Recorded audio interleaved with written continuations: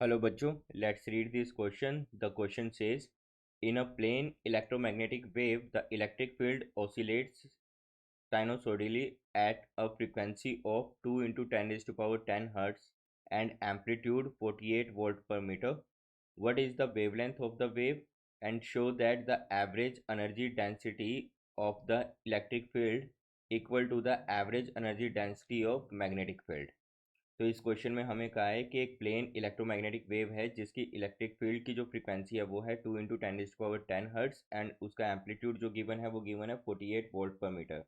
तो हमें उस वेव की वेवलेंथ फाइंड आउट करनी है और एज वेल एज हमें जो एवरेज एनर्जी डेंसिटी होगी इलेक्ट्रिक फील्ड की उसे इक्वल प्रूफ करना है average energy density of magnetic field के।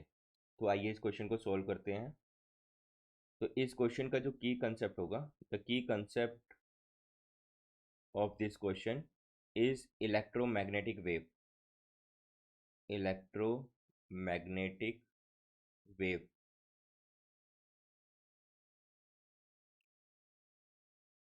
तो हमें जो इलेक्ट्रिक फील्ड की फ्रीक्वेंसी जो गिवन है, फ्रीक्वेंसी गिवन है 2 इंटू 10 हर्ट्स और हमें एम्पलीट्यूड गिवन है दैट इज इक्वल टू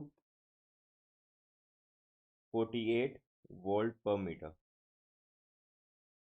तो एम्पलीट्यूड को हम इलेक्ट्रिक फील्ड की एम्पलीट्यूड है तो उसे ई नोट से भी डिनोट कर सकते हैं। E naught is equal to 48 volt per metre and speed of light होती है 3 इंटू 10 8 मीटर पर सेकेंड। अब हमें कैलकुलेट करना है वेवलेंथ। तो वेवलेंथ का फॉर्मूला होता है सी अपॉन बी, सी अपॉन एफ कह लीजिए फ्रीक्वेंसी।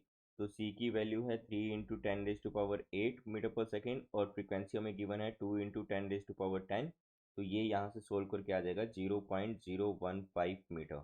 तो हमारी जो वेवलेंथ आ गई वो आ गई 0.015 मीटर, राइट। अब इसका सेकेंड पार्ट सोल्व करते हैं। सेकेंड पार्ट में हमें बोला है कि average energy density of electric field को इक्वल करना है average energy density of magnetic field के।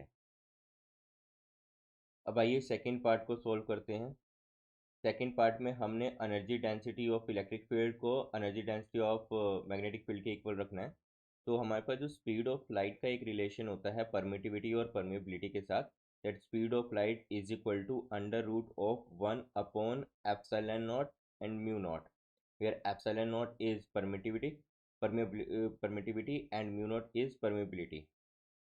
एंड इलेक्ट्रिक फील्ड और मैग्नेटिक फील्ड में रिलेशन होता है that E is equal to C B, where E denotes the electric field, B denotes the magnetic field and C is the speed of light। तो यहाँ से E is equal to 1 upon epsilon naught mu not का under root into B. तो हम दोनों तरफ अब square करते हैं तो ये हो जाएगा यहाँ से E square is equal to B square upon epsilon naught mu naught. तो एप्सिलॉन नॉट को हम इलेक्ट्रिक फील्ड की तरफ ले जाते हैं तो ये हो जाएगा epsilon naught E square is equal to P square upon mu naught. अब दोनों तरफ हाफ से मल्टीप्लाई करें तो 1/2 और 1/2।